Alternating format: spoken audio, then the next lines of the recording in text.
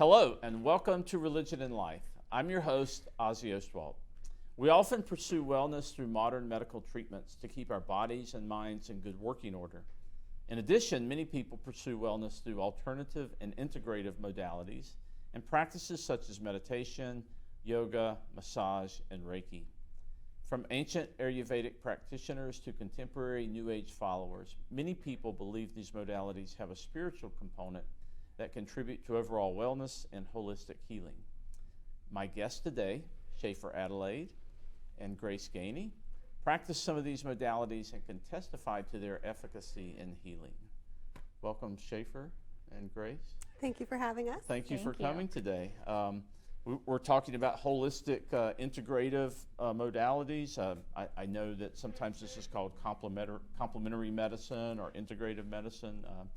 But whatever the terminology is, it's something that is gaining in popularity in America and is being used more and more alongside what we would consider traditional medical treatments. Mm-hmm. So maybe you can just start off by introducing yourself briefly and telling us what you do in this field, the modalities you practice, and then we'll just go from there. Shafer, why don't you start?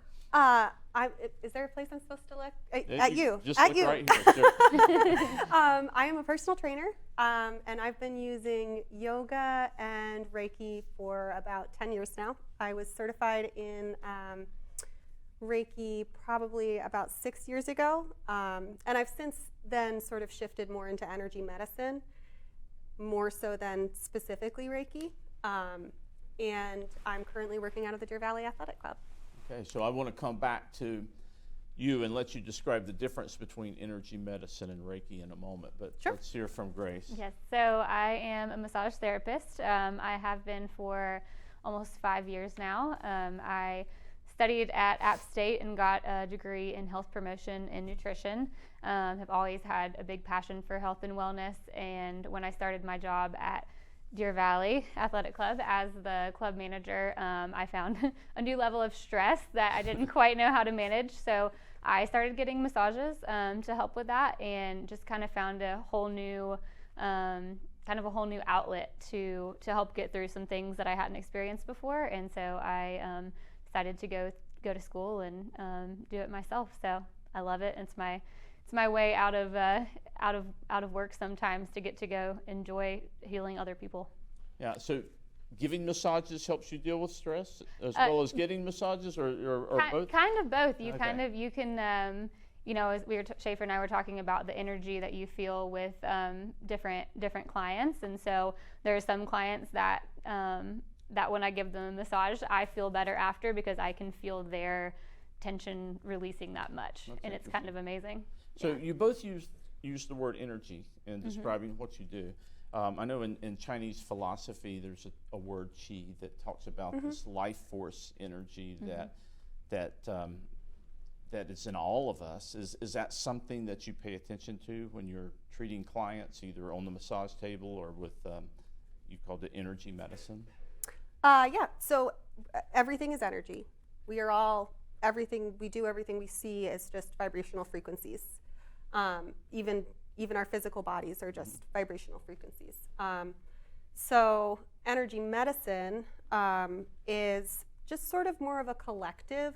I would argue maybe that it's a more holistic approach to Reiki, because you're not bound by the symbolism or the Japanese traditional Reiki practice. So it's much more about being able to use yourself as a conduit for light. You're kind of like the spark plug for light to move through. And I personally I'm Christian, so for me it's just pulling God's light and God's energy into myself and then pushing it out. So you kind of bring these traditions together, it sounds like. I mean, you're viewing some of these Chinese and Japanese traditions through a Christian lens, and that doesn't cause a conflict with you because you're seeing the divine as an energy source as well. That's absolutely correct. Okay. Yep. Very interesting. Does qi come into play with massage? You feel like you're manipulating this energy within the body? I do, yeah, a little bit. It was kind of that was one of the first things we learned in massage school was energy work, and I at first when I was practicing, I never really used it, and now that I'm a little bit farther along and I feel more comfortable in my career with massage, that I feel myself before I ever put my hands on somebody, as I just kind of feel their energy to kind of help me know what they're going to need in their time in there, which is really interesting. I really never thought I would use it, but I do. I want to come back to that a little bit later. Maybe before we get any further, most people understand massage, but maybe you could say, just define Reiki a little bit and differentiate it from what you called energy medicine. And I found this beautiful image. It's actually a book by Sarah Parker Thomas called Spiritual Reiki. It appealed to me because of the symbolism of the lotus flower. And yeah, which is very yogic too. Yeah, and you mentioned symbolism, so maybe you can differentiate between Reiki and energy medicine. So Reiki is a little bit bound because they use particular symbols to pull light in. So your Reiki practitioner might draw a symbol on you, or they might draw a symbol on themselves. They might just be kind of projecting it into the universe via the crown chakra. What I don't love about that is I truly believe that everybody has access to the light source. All we need to do is humble ourselves to the world, to the universe, to God, to whatever God that you believe in. For me personally, it's Jesus, but anybody can connect and humble themselves to the world just by asking to do so. So all of those lights and energies and patterns are there. You don't necessarily need a symbol to access them. And in Reiki, you have a lineage to, like, I was Usui, which I believe is the founder of Reiki. So your lineage is based on who you've gone to as a student to have them attune your energies to the specific Reiki that you're doing. Right. Does that make sense? It makes sense, yeah. And it sounds like, so I was just trying to, and maybe I'm reading into what you're saying, but it sounds like that maybe some of our problems in life come from not recognizing this light source within us, and we do all these things to block the energy, right? Your ego gets in the way, and we don't allow the energy to flow properly. Is that reading too much into the practice? I don't think so at all. I think that there's so much that we can do alone and with other people, and you don't need to have a mastery of healing or a mastery of light to actually access it and use it on your own.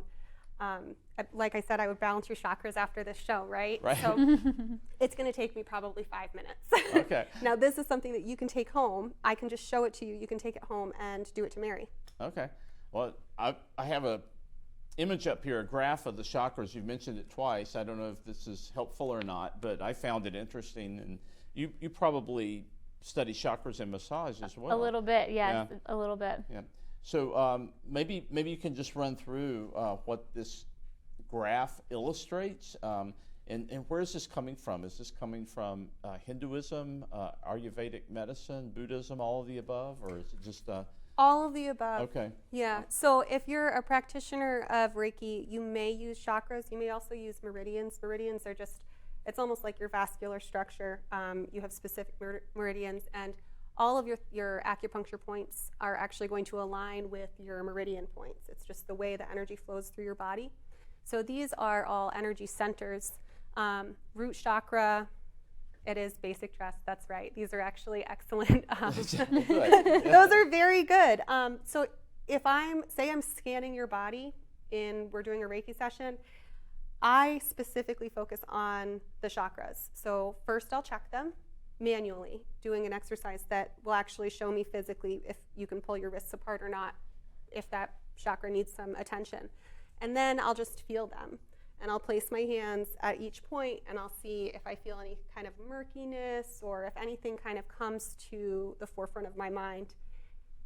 If something's off, I can then touch other areas. So like say your heart chakra was off, well, maybe I was feeling like your love and your healing was being crowded by clarity. So I might connect your third eye chakra to your heart chakra and use my hands and my body as a conduit to create a line of energy that will move through them and You're going hopefully to balance them. unblock me, right? You're Yes. going to go. You're the detour through which my energy flows Yes. when you're doing this, Yep. right? Yeah. And each of your chakras has 7 layers. So you can decide which layer of chakra you're going to work in. The outermost are the most recent things that have happened. And as you move deeper, you're getting into things that maybe even past lives.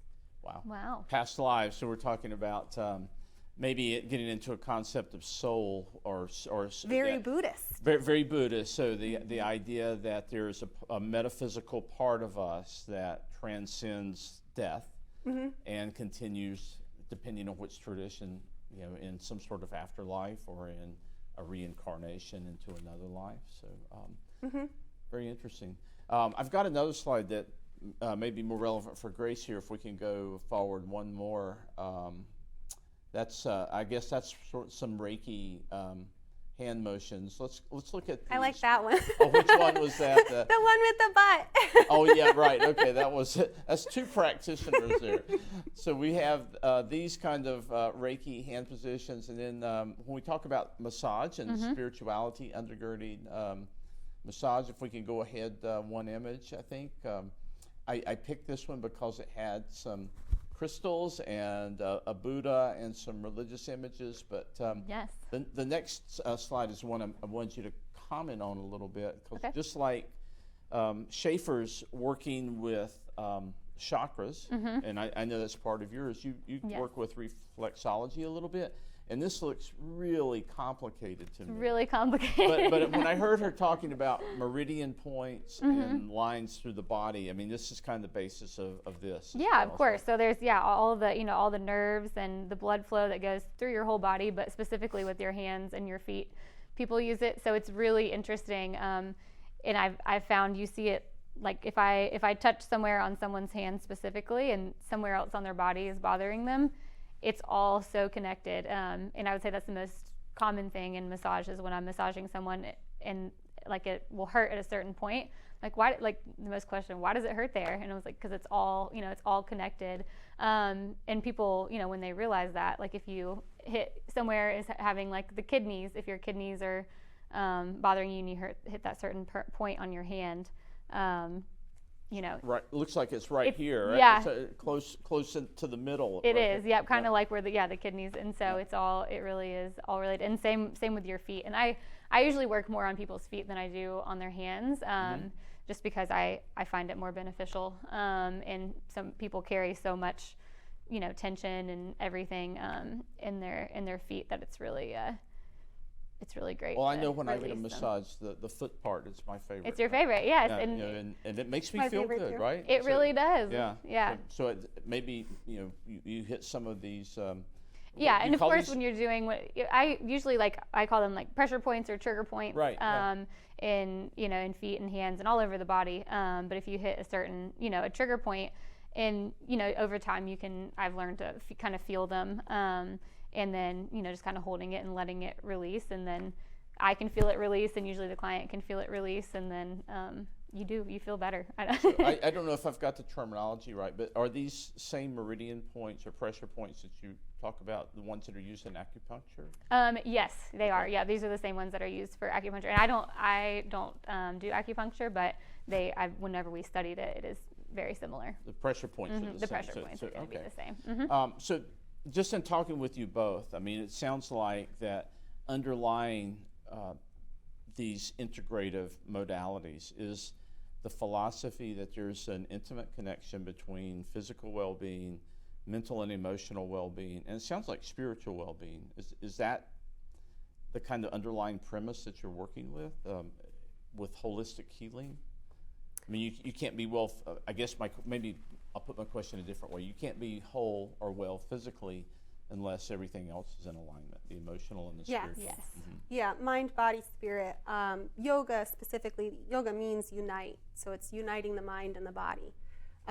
But you can use that with any modality of exercise. I know for myself personally, Grace and I, we were prepping. Yep. And I said, I really started to pray when I was running. I started distance running, having done like nothing really physical endurance in my life. And it was it created such a big change in my life, because I started to be more aware of my spirit and capable of creating action steps spiritually by taking action steps in the weight room and running.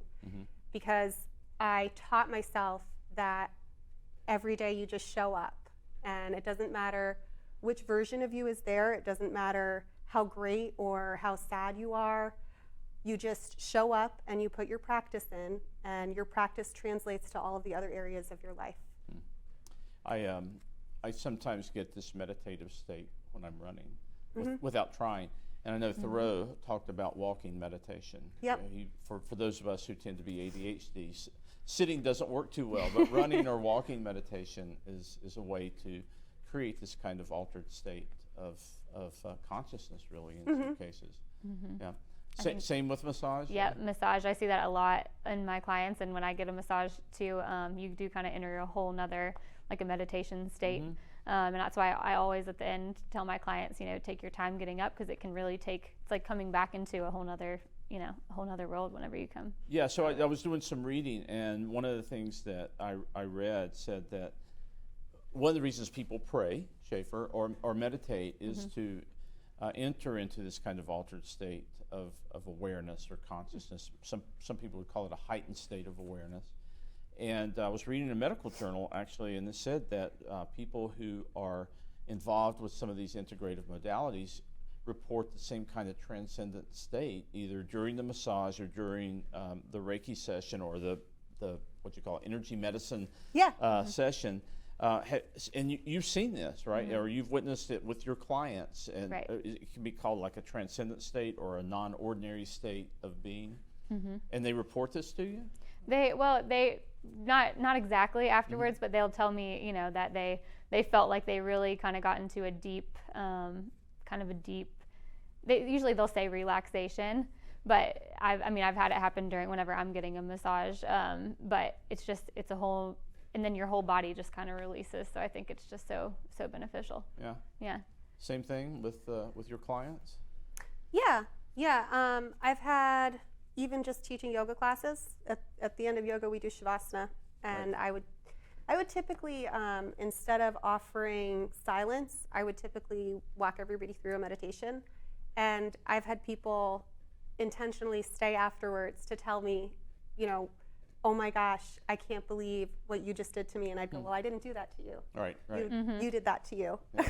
Yeah, so this state of being leads to greater self-awareness, right? Or greater, sometimes insight. Sometimes you have insights when you reach the state of revelations. Yeah. So is there a scientific term for this state of mind? Alpha waves, beta waves, or something? I know it's real. It's been reproduced in laboratories and studied, but I didn't know if there's any way we can describe it other than heightened awareness or. Yeah, I think that I would typically almost say like elation, just this hyper sense of everything's fine, and I'm calm in my space, and I don't require anything at this moment. Just like a blissful, kind of blissful. And I'll see. I've had a lot of emotional, real emotional releases during massages. Because you open up a whole, it's a vulnerability, but people who do reach the state and during meditation I'll see a real emotional release, which is pretty, it can be really intense for clients. Wow. And I know you said, and I wanted to come back to this, that sometimes you can pick up on the energy of a client, or I'm real interested in that, both of you as practitioners, how this affects you. I mean, there have been a lot of studies done on how it affects the client and the person who's receiving the treatment, and how positive that is and how affirming it is. I haven't seen anything about how it affects the practitioner, if it does, so I'd like to hear you speak to that. Yeah, I think it really does. It can be negative or positive, definitely, but I will feel the energy, and people that are carrying a lot of whether it's grief or just, just heavy things on their heart when they come get a massage. And it's not everybody. Some people just come to just purely relax, but I can feel, and it'll weigh heavy on me if someone, and some people will open up to me, within the scope of practice, but they'll open up to me about it, and sometimes I can just feel it, and it'll be heavy on me for the day. So sometimes you make other people feel better, and you pay the price. I'm like, That doesn't seem quite fair. I know, but I also can feel, a sense of healing after the massage usually. So it's rewarding for the most part. Yeah. How about you, Shafer? When you're doing your energy medicine? I have to be very careful because I'm a giver. Just my soul does that. I pray every day just to be a light in this world and to share that. And what happens to me is I can cleanse people, but it's hard for me to get rid of their energy. So I was actually told by someone who claimed to be clairvoyant. She met me and she said, you really need to be very careful, and you need to learn ways to guard yourself. And in Reiki, there's a grounding process that you go through where you're humbling yourself to the world, and then you're just applying gratitude and thankfulness to everything that you have and everything that's in the upcoming. And if you don't seal off sort of your light, it can be kind of drained from you, and then you're not acting as a conduit. You're just in a space of giving yourself, right, which is a little scary. It can be damaging. I mean, it can be very damaging. And I know I hear this from mental health professionals and counselors who say that in a similar sort of thing, that in the process of helping others and giving of themselves, it kind of wears them down over time. And I could see how if you're really manipulating energy, that could be a zap of your own energy field, right? Especially if you are a person that is willing to give more than others. And a lot of us are. I think probably Grace experiences thing, like, no, you go ahead, I'll stay back and... Yeah. So I know a lot of people who are religious will find sukkah, will find peace in traditional religious rituals, okay? Prayer, or going to a religious service, or participating in various rituals. But in the latter part of the 20th century and on into the 21st, we find more and more millennials and Generation Z people who say that they're not attached to religion, but they feel spiritual in a certain way. Do you think these modalities are a way that people who are not attached to religion can achieve this kind of peace and spiritual fulfillment without the artifice of religion surrounding it? I think so, definitely. Yeah. And I think, each, whether it's massage or Reiki, it's going to be what the person needs it to be. So if they can reach that and it can be what they need it to be, I think that's an amazing thing for either one. Yeah. My grandmother once said, she was in her 90s, late 90s. And we asked her, what's the secret to life? Like, what did you learn? And she said, surround yourself with people who are tied to a religion. It doesn't matter what one. Just that they are humbled enough that they're tied to something. And I think that a lot of spiritual awakening can just come from that humbling. And that's sort of the idea people have to humble themselves to Grace when they come in for a massage, because they have to accept, like, you're going to heal me, right? So there's this opportunity of offering and allowing yourself to be vulnerable in anything that's spiritual. Do you think there's a spiritual motivation? I know Grace, you said sometimes people just want to get a good nap, right? People just want a nice nap. You're going to put them to sleep on the massage table. Is there oftentimes a spiritual motivation for people who come to either of you? They're out of phase in their life in some way, and they're seeking, you talked about release earlier, or seeking some sort of way to deal with the problems that they're experiencing at any certain time? A little bit for me. I don't think I probably see it as much. I'm also do more, because of my modalities, I do more like sports massage, but there are other massage practices that would I would say probably relate more to that. Mm-hmm. But I see it a little bit. Yeah. Well, and we were talking earlier, and sometimes, we'll just talk about, situations with clients and like how we deal with them successfully, right? And, where was I going with this, Grace? What was the question, Ozzie? Just do people come to you yes, with the a guru kind of, thing. Yes. Looking for spiritual fulfillment, or is it, something less high-minded, I guess? I think that they do. I think especially in Pilates or yoga, where you're really having to create that mind-body connection, people often just sort of choose you as their guru, which can be very daunting and overwhelming sometimes, because I'm nothing special. Yeah. These are not magic. Right. Okay, so it is not magic. Yeah. Yes, I've practiced heavily the things that I'm asking people Yes. to do, and I have what I believe is a full understanding of them before I would ask anybody else to participate. But that doesn't make me any better or more special than anybody else. So it can be kind of challenging to keep that space. Oh, that might be a good, in a couple of minutes that we have left, that might be a good way to end. So it's not magic. So realistically, when someone comes to you, what can they expect to receive from these modalities, and what should they not expect to receive? I get it that they shouldn't expect a magic cure, right?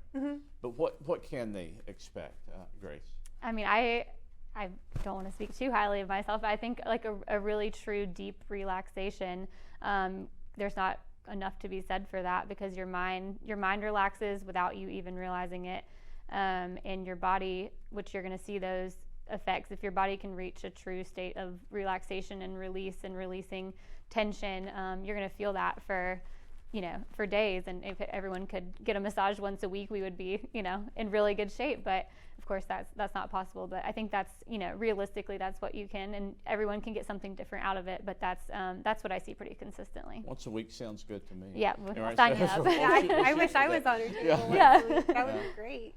Yeah. Realistic expectation. So I would say that some people are going to feel the effects of Reiki very quickly. Some people are more sensitive to energies. What most people will feel is sort of a sense of clarity, a sense of a lift.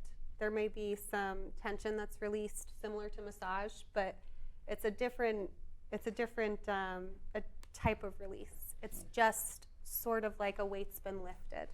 Like your shoulders might not round in. We may have opened a heart chakra that was grieving before. I guess what they don't want to expect is that it is magic and that it's going to be a one-time fix, because like massage, like exercise, all of these are things that we need to be doing consistently in order to have them really have an effect on our lives. Right. You can't just do one or two and go, oh, gotcha. And that's definitely a challenge. I feel like we probably both face is someone books a 30-minute massage or a 30-minute personal training or Reiki, and they expect to walk out just totally everything taken care of. Yeah, it's really true. Well, So. this is fascinating, and I really appreciate the work you both are doing, and wish you well as you continue. And thank you for coming to. You've articulated so well, I think, what these modalities can and can't do, and their connection to the mind, body, spirit triangle. So thank you both for coming and Thank you, talking Ozzie. with us today. Yeah, thank you, Ozzie. Thank Happy you. birthday. Thank you. I Yes, appreciate happy it. birthday. Well, that's it for Religion and Life for this week. I hope you'll join us next time here on App TV. And next week we'll be talking to a Lutheran minister in the area and talking about the 100th anniversary of Grace Lutheran Church in Boone. Until then, this is Ozzie Ostwald, and thank you for joining us.